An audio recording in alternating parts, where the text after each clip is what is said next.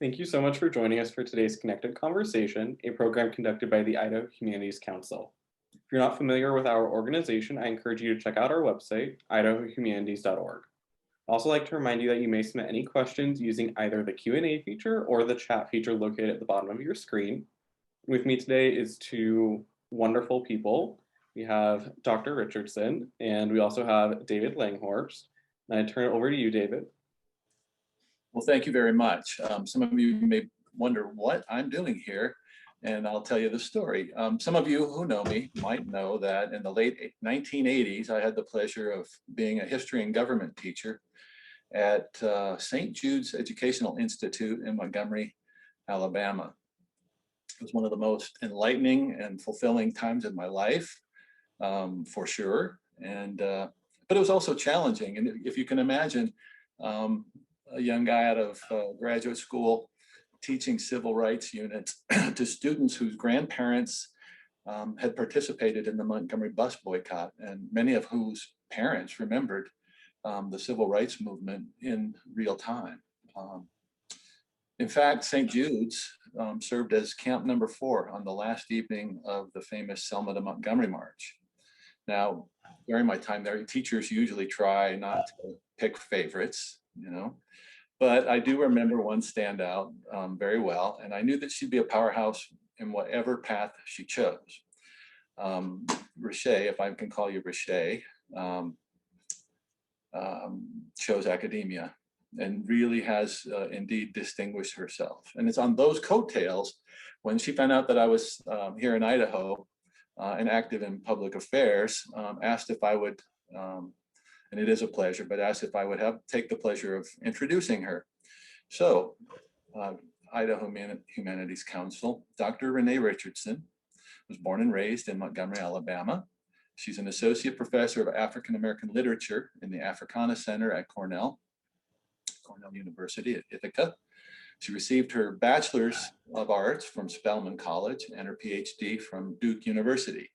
She taught at UC Davis from 1998 until 2008. She's a 2017 Public Voices Thought Leadership Fellow, and her op-eds and nearly 40 essays have appeared in the New York Times, American Literature, HuffPost, and a long list of scholarly journals and news media. Her first book, Black Masculinity in the U.S. South, From Uncle Tom to Gangsta, there's a provocative title. Well, that book was selected as one of the outstanding academic titles of 2008, both by Choice Books and by the Eastern Book Company. Her new book, Emancipation's Daughters, Reimagining Black Femininity and the National Body, was published by Duke University Press just this last January. Dr. Richardson is editor of the New Southern Studies book series at the University of Georgia Press. And on top of all that, Dr. Richardson is a visual artist whose work stretches the definition of quilt, and it ties in with her scholarly work, as you will, I think, no doubt hear later. But check them out online if you have a chance. And so with that, I am proud to introduce Dr. Riché Richardson. Thank you so much, Mr. David Langhorst, for your kind and generous introduction. I appreciate it and continue to treasure the memories of the time when you were my teacher. I want to begin by sharing a poem that I wrote honoring Rosa Parks when I was 17. So that is about a year later after my course with David. The title is Together We Will Win. I am very tired today. My work has made me weary. But I really need the pay. Why must my days be dreary? Get up, lady, we need your chair. There's no room in the front. Who cares if you're in despair? Just give us what we want. I work so hard to make ends meet, yet many rights I lack. And he won't let me rest my feet. I'm hated because I'm black. My ancestors had to fight and die, and I'll be just as brave. This unjust system I will defy. I won't be made a slave. I am a parent, the mother of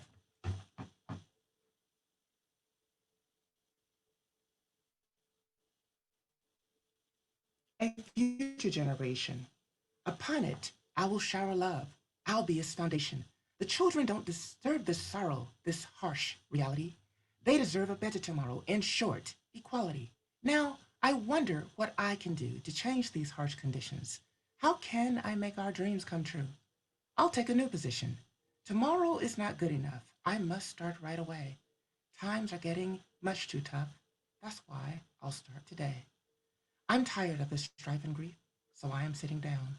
It's time for my people to have relief. Thus, I will hold my ground. Today, my race will start anew. This system we will beat. So I'm not getting up for you. I'm staying in my seat. Lady, are you forgetting your place? You know that I'm the master. I'll sit down and support my race. That's right. I'll court disaster. I'll get the respect that I deserve. My people I won't fail. Lady, you got a lot of nerve, so you will go to jail. Fine, I will gladly go today, and I would go again. For my people, I will make a way. Together, we will win. Thank you, Rosa Parks, for being a leader for everyone. You gave us the eyes for seeing and feet to stand upon. You are the mother of a quest, a proud quest for improvement. Indeed, you are the very best, the mother of our movement. You've given us a legacy, and this will carry on. We'll fight until we're fully free, until we've truly won.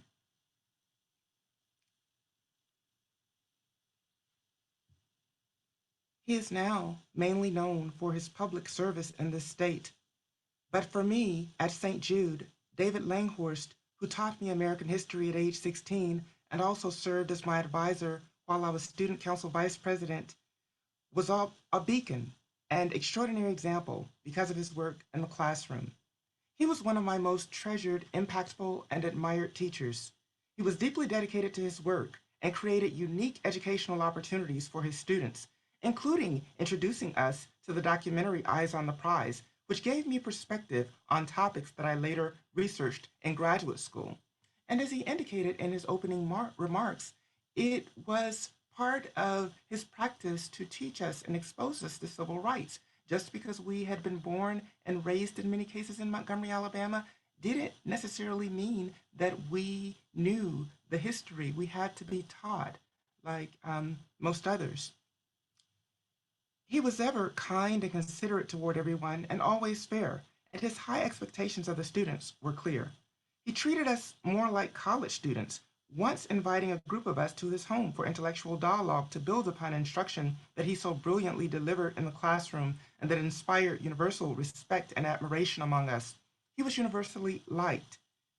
I never once heard a student criticize Mr. Langhorst, literally never. And even now, as life has taken him and them to other roles and places far away, many of his former students remain connected to him to this day through social media.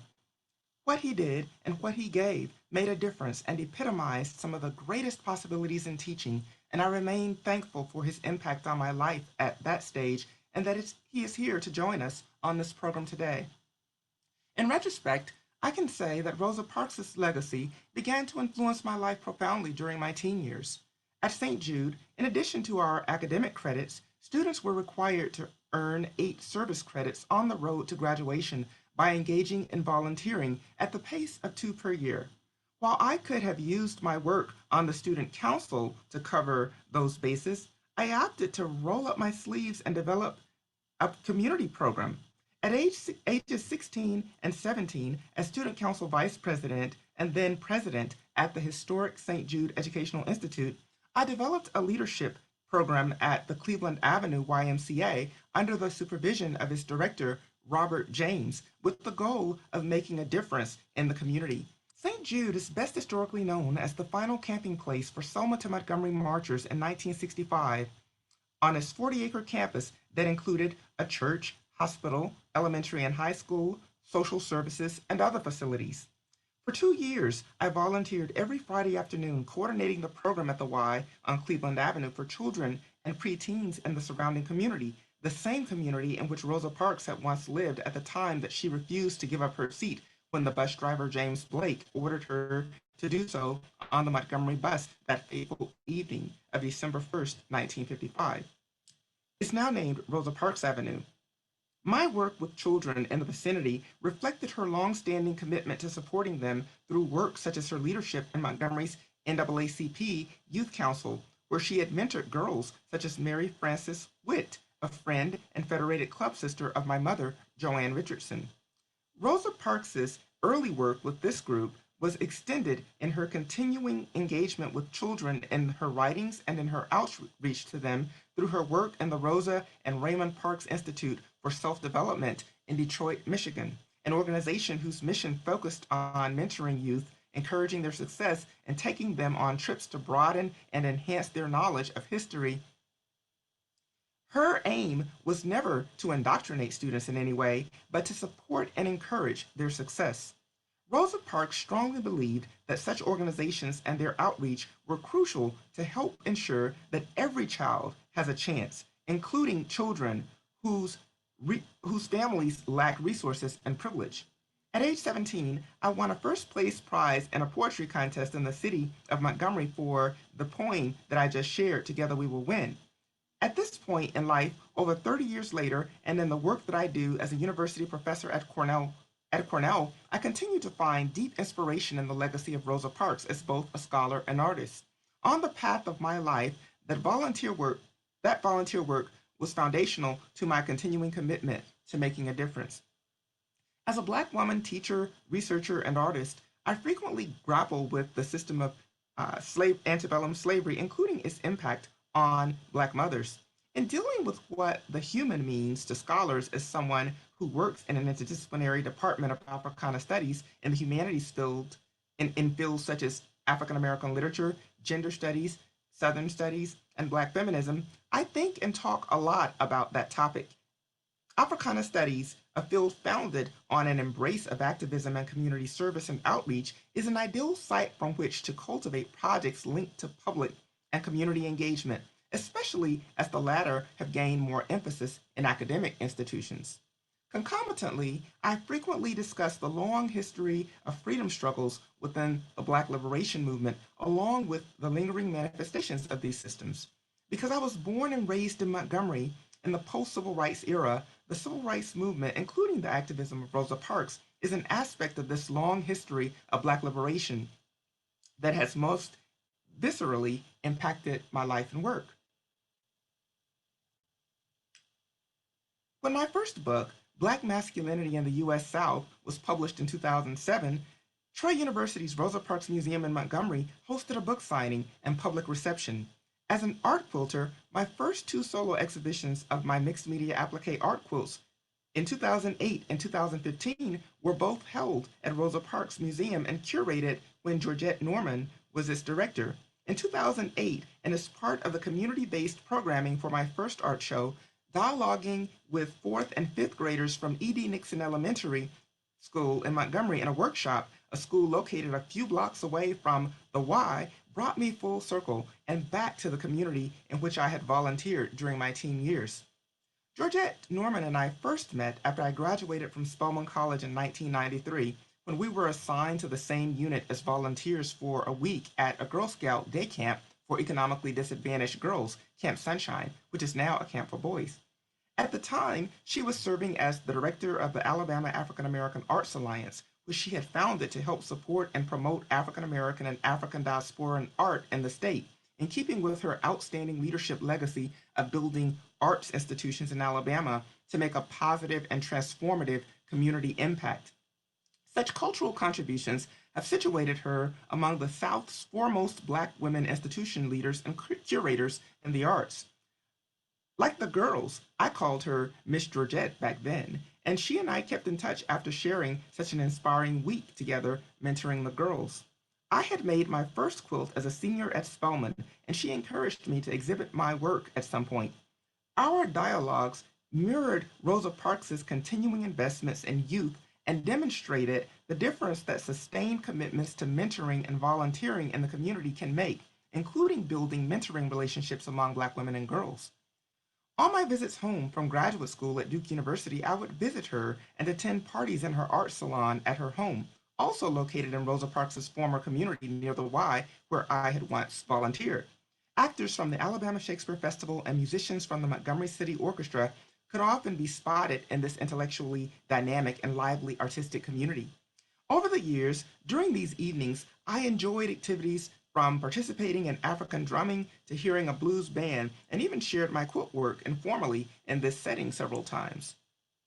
On January 31st, 2013, the historian Jean Theo Harris was invited to the museum to speak about her newly released political biography of Parks, The Rebellious Life of Mrs. Rosa Parks, which was organized and introduced by Georgette and aired on C-SPAN 2 to launch Parks' centennial birthday celebration in Montgomery.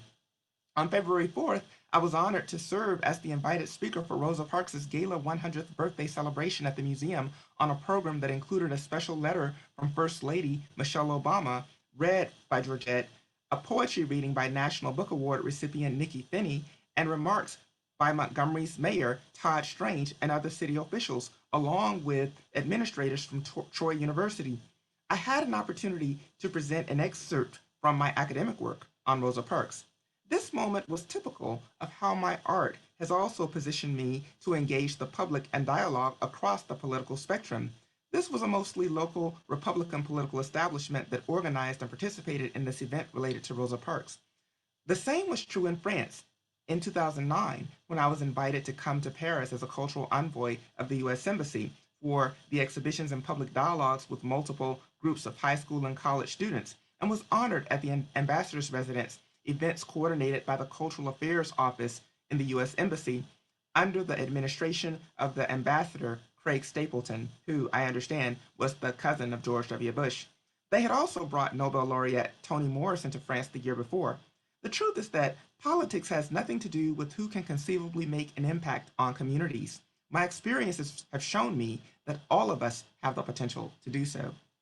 I was presented the night of Rosa Parks' birthday with a framed set of the stamps and also invited to be a part of the historic stamp unveiling with the postmaster, Donald Snipes, and Georgette Norman, along with Rosa Parks' family members who had traveled from Atlanta.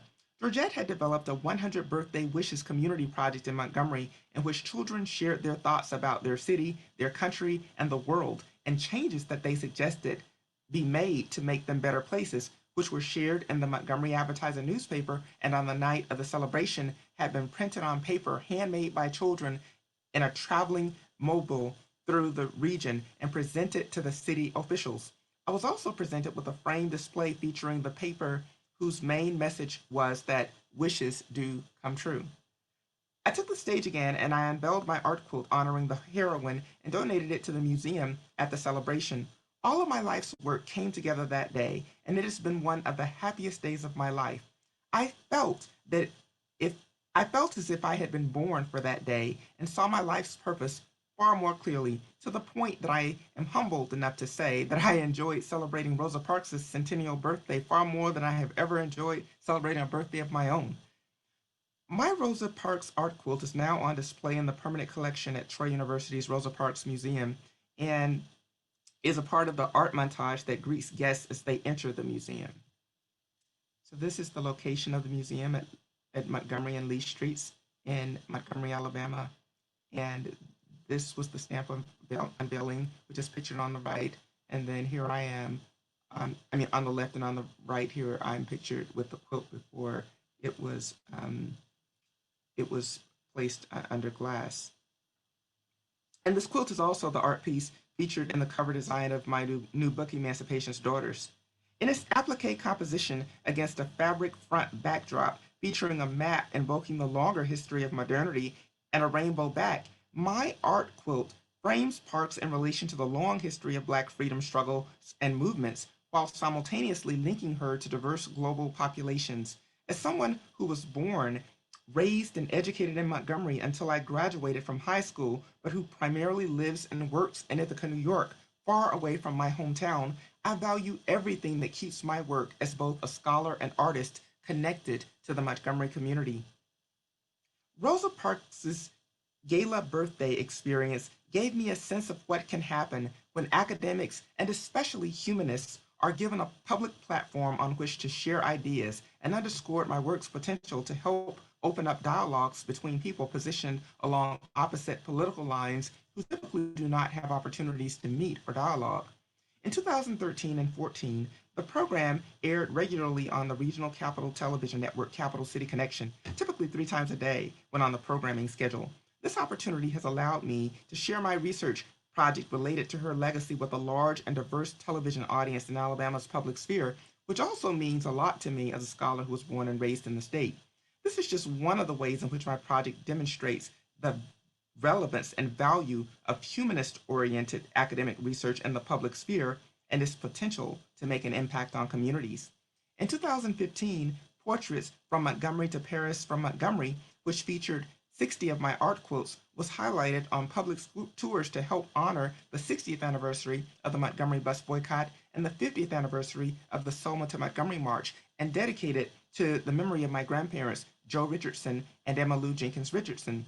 Rosa Parks was the centerpiece of the quilting series that I developed for this show in tribute to the Montgomery bus boycott, which features pieces honoring her, Martin Luther King Jr., and E.D. Nixon. The exhibition, which ran from January 10th through March 27th, 2015, was launched by Troy University with a major public reception held on Dr. King's January 15th birthday that drew a large public audience, and I also released a print card featuring a quilt of him on the occasion. The exhibition was toured on a daily basis by busloads of school children and many other visitors and featured in stories in the media in both the Montgomery Advertiser newspaper and the WSB television news. On the eve of the Selma to Montgomery March's historic 50th commemoration in Selma, the museum held a gala reception in the gallery room with my quilt exhibition for a host of local leaders as well as many national leaders, including House Minority Leader Nancy Pelosi, Reverend Martin Luther King III, Reverend Jesse Jackson, and Reverend Bernice King. My work as both a scholar and visual artist helped me to make a strong public impact during these events at Rosa Parks Museum, which is fitting considering that her legacy has been a subject of investigation for me as both a scholar and artist. While my academic work has begun to draw public and media interest on its own terms, I have found my I have found my artwork to be tremendously useful in expanding my opportunities for public and community engagement. I often find myself working on similar research questions in my art, but for very different audiences, and value working in both contexts for opportunities that I have to address similar questions for vastly different audiences. Those who may never read my written work can nevertheless reflect on philosophical questions that my exhibitions raise when they encounter my visual work and attend receptions in public gallery spaces. Art audiences are often even more dynamic and energizing and help to expand my platforms for teaching. As an academic, I find that also being an artist expands my access to public and media platforms and allows me to participate more extensively in public art projects. While I typically develop my work as an academic and artist for very different audiences, public spaces often bridge the work that I do in each by simultaneously drawing on my voices as a scholar and artist. My artwork also helps to broaden my understanding and practice of research in the sense that I routinely do research in developing my art projects. My sometimes overlapping research trajectories as both an artist and academic unsettle and challenge the separate spheres into which I am inclined to categorize my work as an artist and scholar. Rosa Parks, in honor of whom Congress commissioned a monument in National Statuary Hall that opened in the United States Capitol on February 27, 2013, has often been reduced to the myth of quiet strength and described as having remained seated on the bus that day because she was tired. For me, mentioning words like very tired and weary in my poem reveals the limited understanding that I had of Rosa Parks by my final months of high school and levels on which I had internalized the myth too. Invoking the backstory of Rosa Parks's long day of work as a seamstress at the Montgomery Fair department store in Montgomery, making her tired in a physical sense, often obscures the mental exhaustion that Rosa Parks has described herself that shaped the choice that she made to remain seated that day. End quote. This is from Rosa Parks. People always said that I didn't give up my seat because I was tired. People always said that I didn't give up my seat was because I was tired, but that isn't true. I was not tired physically or no more tired than I usually was at the end of a working day. I was not old, although some people have an image of me as being old then. I was 42. No, the tired I was tired of giving in. In such instances, invoking the weariness of her body as a laborer supersedes the emphasis on her mind and fails to frame the story of Rosa Parks at a metaphysical level, which would complicate the narrative that so insistently reads the bus encounter through her physical human body and exhaustion of the flesh. In light of my training in fields such as literary and cultural studies, and building upon my work on Rosa Parks and her scripts as a national mother who has challenged conventional images of national femininity, I want to briefly discuss the Rosa Parks Children's Museum added to the Rosa Parks Museum in Montgomery in 2006 and its dynamic and futuristic engagement with Parks' legacy designed to facilitate public encounters with her legacy at the site of her arrest. By considering the Children's Wing exhibition added to the Rosa Parks Museum and its dynamic futuristic images, we can we can gain a sense of how the installation invokes Parks as a mother and echoes major themes that inflect her writings related to freedom, challenging children to help eliminate injustice and create a better world in the future. The installation invokes Parks as a mother, and it echoes major themes that inflect her writings related to freedom. Positioned at the Montgomery and Lee Street intersection, where the famous encounter with James Blake occurred on the bus, it complements its cutting edge technologies that develop its primary exhibition of a futuristic bus with themes that simultaneously situate Parks' action on the bus in relation to a longer history and draws on themes related to time and space, including a robotic bus driver for a virtual tour. I link these motifs to Afrofuturism. This installation frames Parks's message as a universal one and is developed primarily to speak to youth growing up in the 21st century in a digital age. So this is the lobby display, the montage of art that greets visitors to the Parks Museum as they enter it. This is an image of Rosa Parks that features her in her own work and outreach through the Rosa and Raymond Parks Institute in Detroit, Michigan. Through this museum, Though this museum draws visitors from all over the world and literally busloads of school children for tours, its powerful message is not as widely known by those who have not had the opportunity to tour it up close. I have found it useful to analyze and write about in my research from a scholarly standpoint because much of its design, innovation, and ingenuity flies under the radar. This institution related to Rosa Parks is worthy of far more critical reflection than it has received. Moreover, it is all the more important to reflect on because it is now juxtaposed with the new groundbreaking Legacy Museum and National Memorial for Peace and Justice, a project of Brian Stevenson's Equal Justice Initiative, which is now nearby and has promoted critical reflection on civil rights in Montgomery and the media at the national level, with yet another monumental museum on African American history opening as recently as this past weekend, the Legacy Museum from Enslavement to Mass Incarceration. That's an opening that both my mother and aunt attended over the weekend in Montgomery.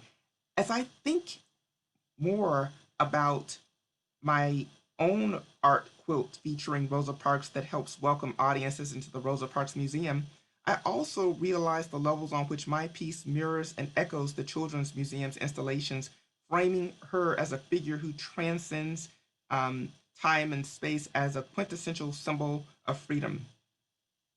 I have come to view the Rosa Parks Museum as a kind of artistic home in the sense that it has helped me to build upon my early work in life by related to Rosa Parks and to remain organically connected to the Montgomery community. The installation draws a national and global audience of thousands of tourists annually and is one of the foremost institutions that have been established in, in the nation to commemorate legacies related to civil rights. The themes that it foregrounds run counter to narratives in popular culture and hip hop that reductively frame parks in relation to the past or dismiss her altogether, such as those of the rap group Outkast and Cedric the Entertainer, the actor, but relate her legacy to the future. In this sense, they demonstrate the limits and misperceptions in such popular readings of Parks. Just as my early reading of her was limited, I have analyzed some of the misperceptions about her that have been circulated in Black popular culture and have also valued and learned from how historians such as Jean Theo Harris and Danielle McGuire have nuanced thinking on her legacy in more recent years. In 2000, Troy University's Rosa Parks Library and Museum in Montgomery, Alabama, emerged as the nation's second major institution in the U.S. designed to honor the life, work, and legacy of Rosa Parks and the history of the Montgomery bus boycott. Georgette Norman was hired as the museum's director, and it opened to the public on December 1st, 2000, in a ceremony that featured Parks as the guest of honor. The 55,000 square foot building on the site of the former Empire Theater where Parks' famous arrest occurred is a landmark institution and national tourist attraction. On top of this outstanding installations, the Rosa Parks Library and Museum's extensive databases on Rosa Parks, the Montgomery bus boycott, and various legal cases that emerged during the civil rights era also make it a premier institution for researching and learning about the life and legacy of Rosa Parks. The Cleveland Avenue Time Machine is the centerpiece of the children's wing at the Rosa Parks Library and Museum, which opened in 2006. Georgette spearheaded this new expansion at the museum, which occurred a year after Parks' passing. In 2009, it won a TEA Award for Outstanding Achievement in the category Exhibition on a Limited Budget from what was once themed the from what was once the Themed Entertainment Association. In March 2009, at the 14th annual THEA Award ceremony held at the Disneyland Hotel in Anaheim, California. The installation was a collective design effort by Eisterhold Associations of Kansas City, Missouri, Jane Bochenek of Virginia, Ben Lawless of Maryland, Peter Vogt of Washington, D.C., and Hadley Exhibits of New York, which conceptualized its primary features that include special lighting, a 7-projector video, audio, and fog. The large bus, and is pictured here on screen, installation display most viscerally climaxes the museum's emphasis on temporal themes. The bus is painted green, gold, and beige to resemble the one on which Parks was arrested in 1955. However, a number of features accord it a futuristic aura.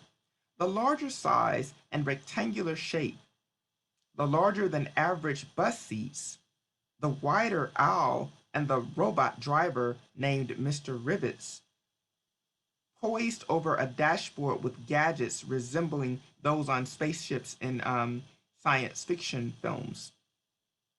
As a space, the bus evokes the past through its color scheme, as its design and features an image of the futuristic.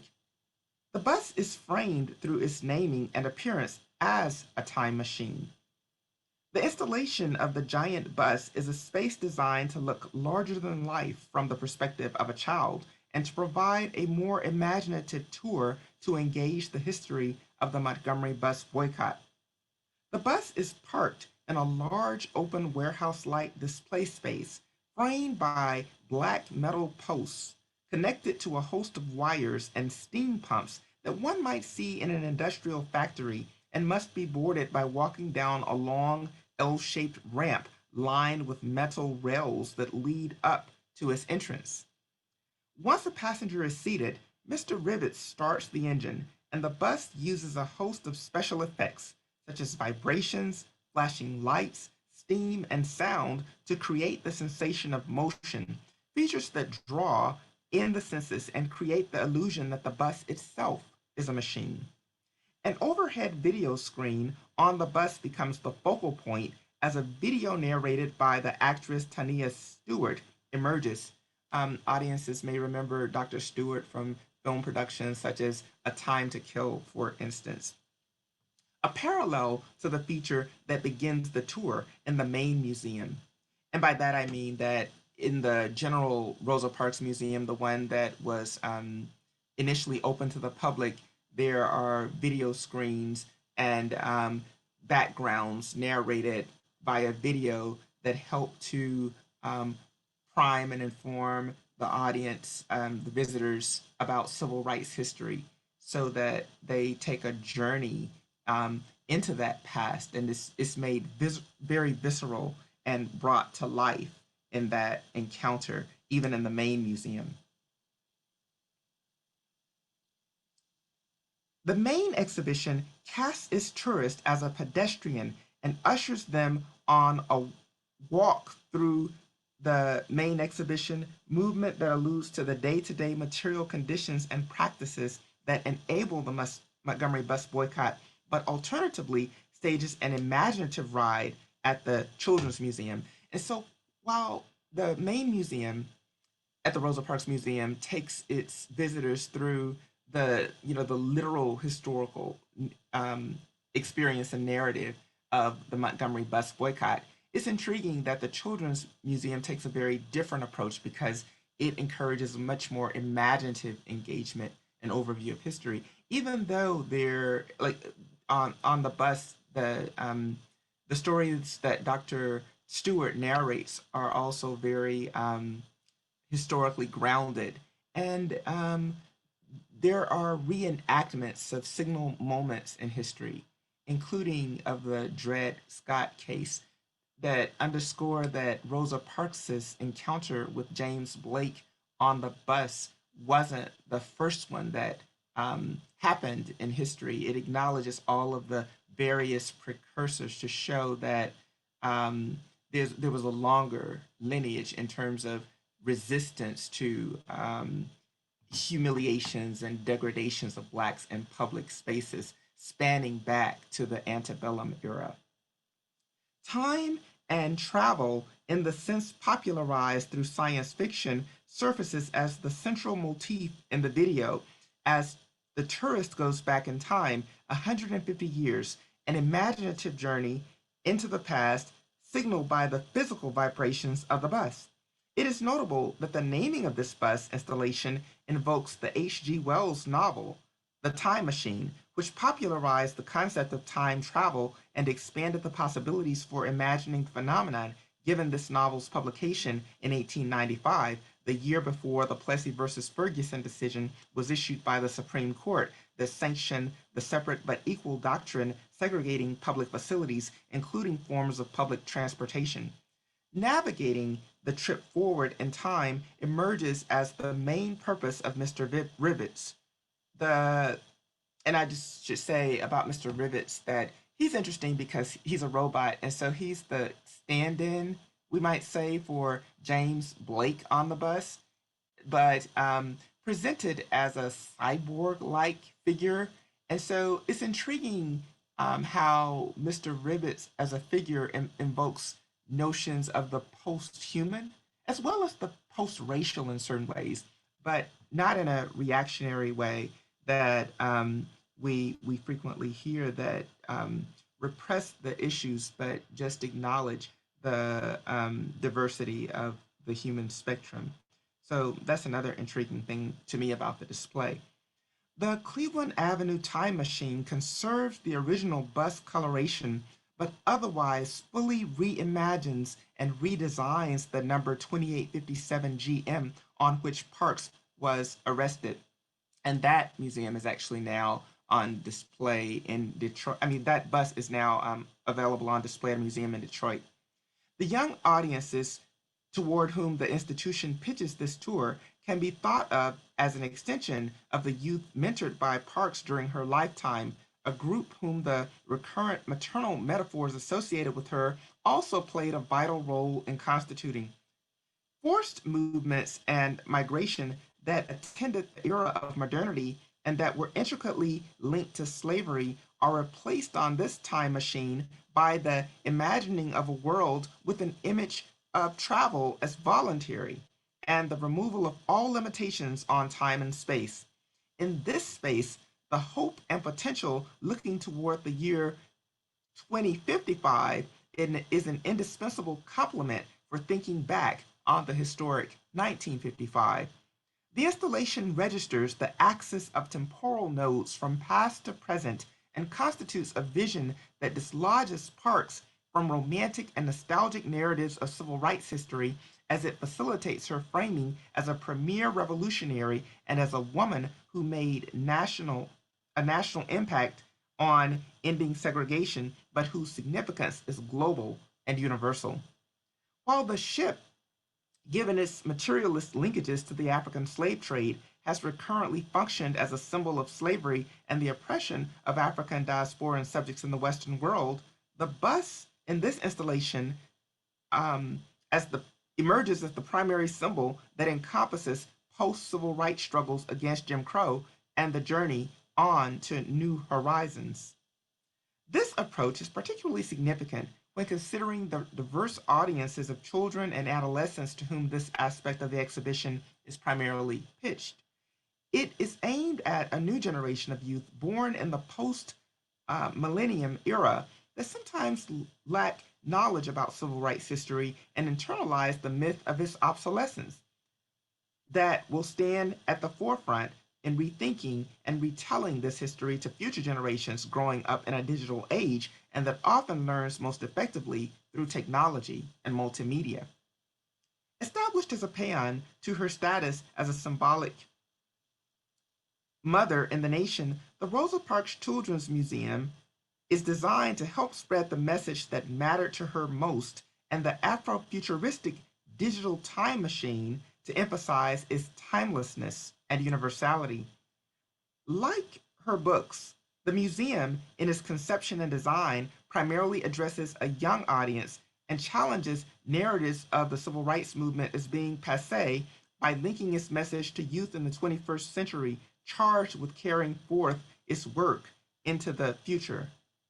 The institution established to permanently commemorate Parks at the site of her arrest is an outgrowth of her widely celebrated and broadly influential legacy as the mother of the civil rights movement and her national impact. Scripts as a national mother that have challenged conventional definitions of American identity and ideals of womanhood, including, I want to suggest, that she's challenged the mammy stereotype very powerfully in her figuring as a national mother in the public sphere. That's one of the main things that I argue in my recent book, Emancipation's Daughters. It embodies the triumph of this subject's position into a national ideal as one of its universal emblems of freedom and democracy. My great aunt, Johnny Rebecca Carr, was a longtime leader of the Montgomery Improvement Association and the best friend of Rosa Parks. However, that background has nothing to do with why I embrace Rosa Parks in my own work and art. My own dynamic and visceral encounters with the legacy of Rosa Parks, whom I never met in person, were the outgrowth of my work and investments as a community volunteer, which began during my teen years. My work on her is an intricate part of my identities as both a scholar and artist and has inflected some of my most visible and meaningful public work. I remain invested in learning from and researching her life's work focused on freedom, which is all the more urgent to study, reflect upon, and draw on at this point in time. The peace and freedom that Parks symbolized are indispensable for building a better future for this nation and the world, including all of its children, whom she embraced continually in her public work and who were ever dear to her heart. Thank you all so much. And I just want to, that's another view of the time machine. And you see Mr. Rivets at the bottom, pictured at the bottom here. And these are just resources. My own book, Emancipation's Daughters, that I mentioned, and also Jean Theo Harris's important historical study of Rosa Parks, The Rebellious Life of Rosa Parks, cover to cover is such a beautiful and brilliant read, and I feel indispensable for anyone and everyone who wants to study and appreciate the life and legacy of Rosa Parks in a deeper and better way.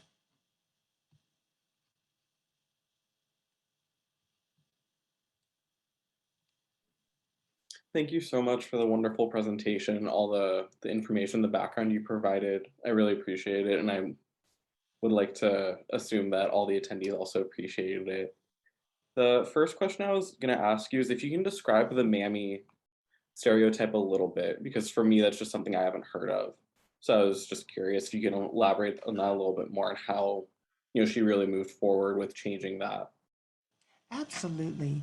So, and this draws on a lot of other things as well, I think.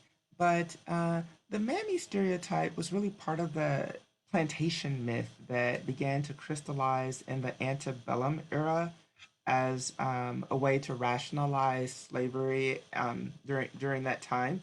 And the mammy figure was typically presented as someone who was plump and often asexual and who was dedicated to the care and nurturance of the children of the master class, even to the point of literally serving as a wet nurse, and in ways that neglected her own children in some cases if she had children. But the idea was that she was she was idealized and romanticized as a servant who knew her place and stayed in it and didn't really question her status in any significant way.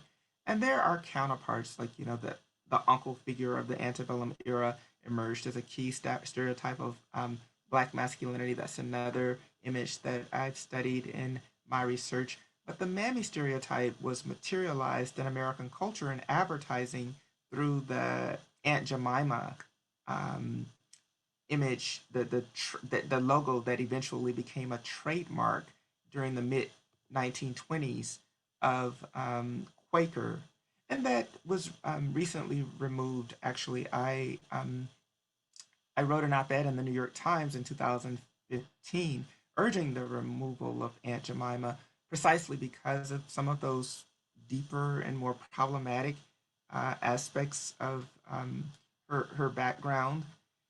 On the surface, I think she's associated with romance and even nostalgia. But if we we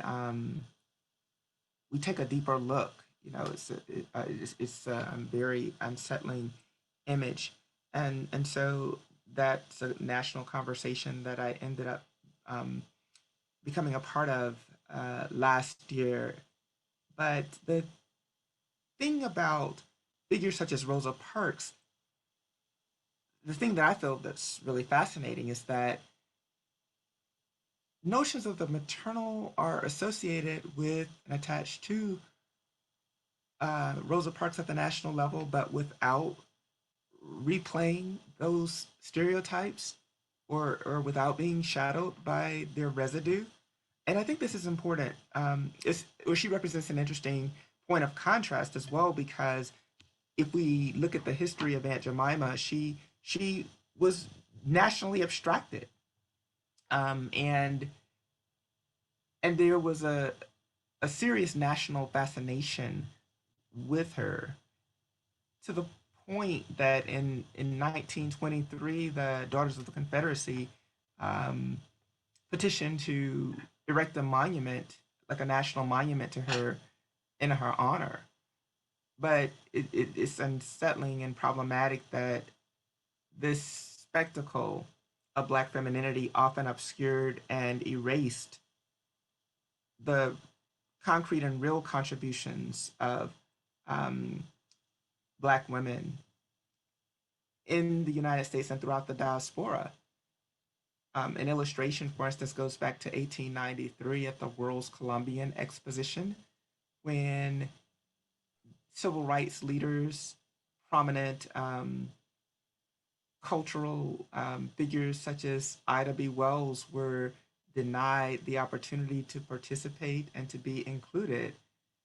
But uh, Nancy Green was um, featured in an exhibition in a larger than life flour barrel flipping pancakes. And that was a hit. It was a top attraction. And so we have to raise questions about what we lose, what we don't see when the focus is so much on stereotypes. Hmm. Yeah, I think that does raise a really good point. Even what you talked about earlier, that romance of like the antebellum. I think at surface level, a lot of it can seem very attractive, but once you start digging deeper, and exploring the other aspects of it, but that aren't just the face value, there's a lot larger of a story that went on. Right, right. And then also in your book, you do talk about, other prominent women, such as Michelle Obama and Beyonce. And I was going to ask you, what role do you think, music and pop culture have really played in, the identity of Black womanhood? Because I think, especially in the rap and R&B scene now, you see a lot more Black women come to the forefront, as musicians in those genres. So I was wondering, kind of how pop culture has played a role in all of that. Yes, yes. Well, I definitely think that um, pop culture over time has served as a vital platform on which many Black women have been able to establish voices, including to the point that they've become global icons.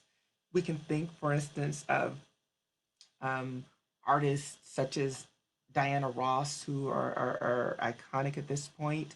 Um, Whitney Houston is another powerful illustration. And yes, nowadays, artists such as Beyonce have also gained salience and iconicity through music.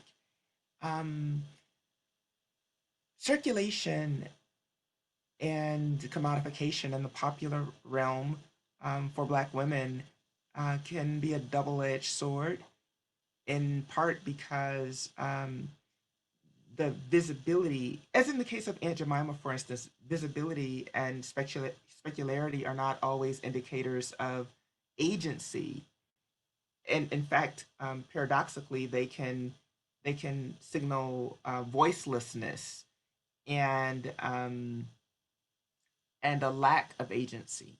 So it can be very complicated, even when there's this fascination and visibility. It doesn't necessarily signal. It's no signpost of power. Mm. So I think that that's a problem.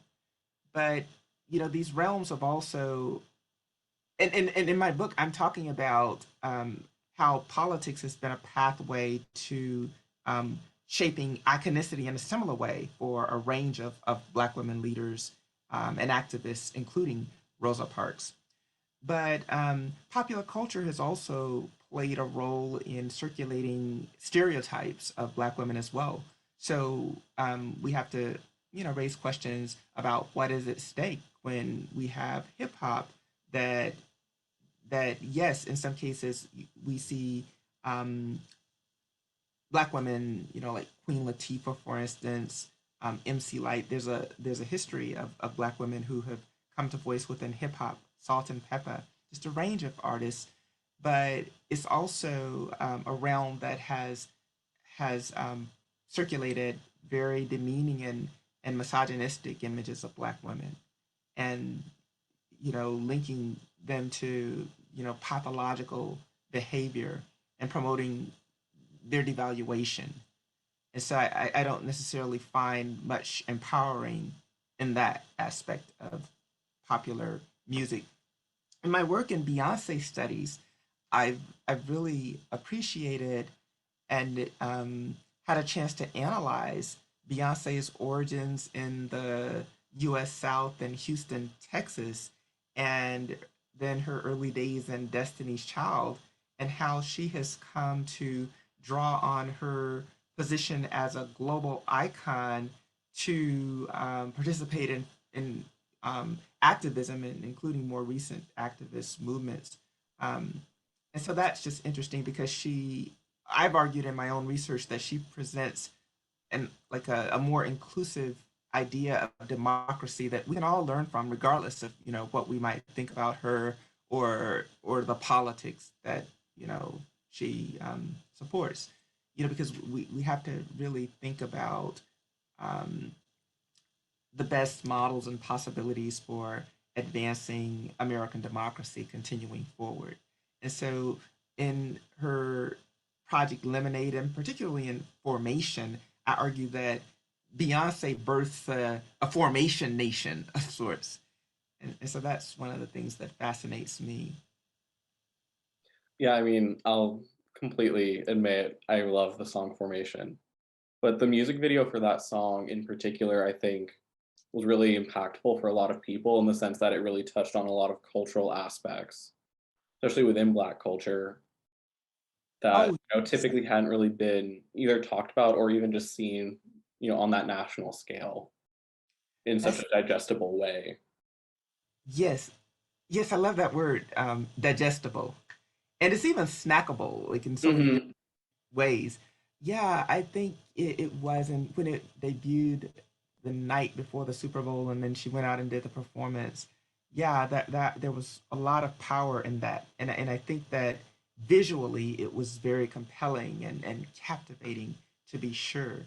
And if we look at the histories that she was dealing with, it's Black liberation movement and civil rights, but more so looking at the Black Power, some aspects of Black Panther movement, even Malcolm X, and just recollecting imagery. Like she literalized all of that in her Super Bowl performance, but the actual video was just, I think, it powerfully examined forms of violence that continues to be perpetrated in some cases, and I think it was powerful for also presenting and um, and going back to the tragedy of Hurricane Katrina for a new generation, because this came out in 2016, and so a little over a decade um, after the incident, the tragedy in 2005. And so maybe younger audiences were not as aware of the impact of Hurricane Katrina in New Orleans. And so it's significant that Formation reflected on that history and its continuing impact.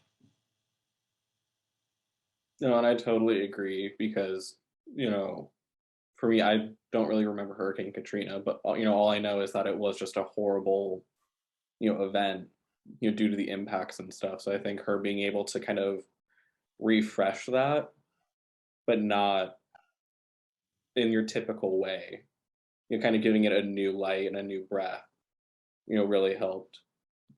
Oh, absolutely, absolutely.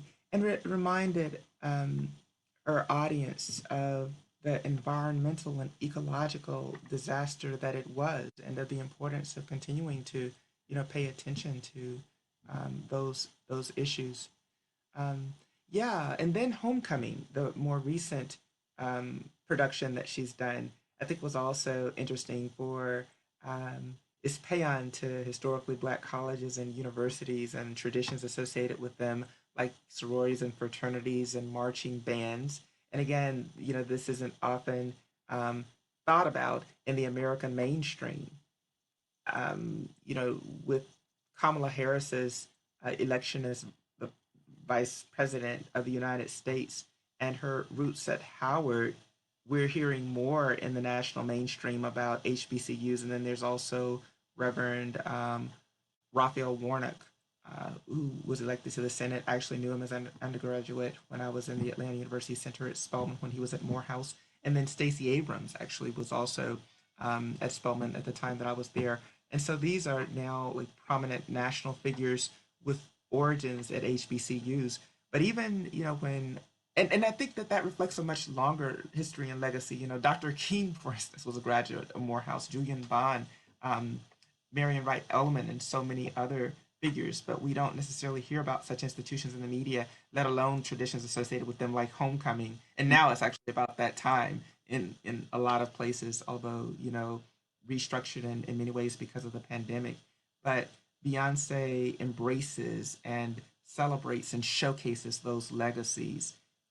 And without, interestingly enough, taking sides. Hmm. If in Yeah, Homecoming you don't see any specific schools mentioned, any specific bands mentioned, because that could get really out Yeah, of very quickly. yeah, there's a lot of rivalries going on there. But unfortunately, we are out of time. So I'd like to say thank you to everyone for attending, and thank you to both you, Dr. Richardson, and to David for the wonderful introductions and presentations. Oh, my pleasure. And thanks so much for having me. Have a good one, everyone. Thank you, David.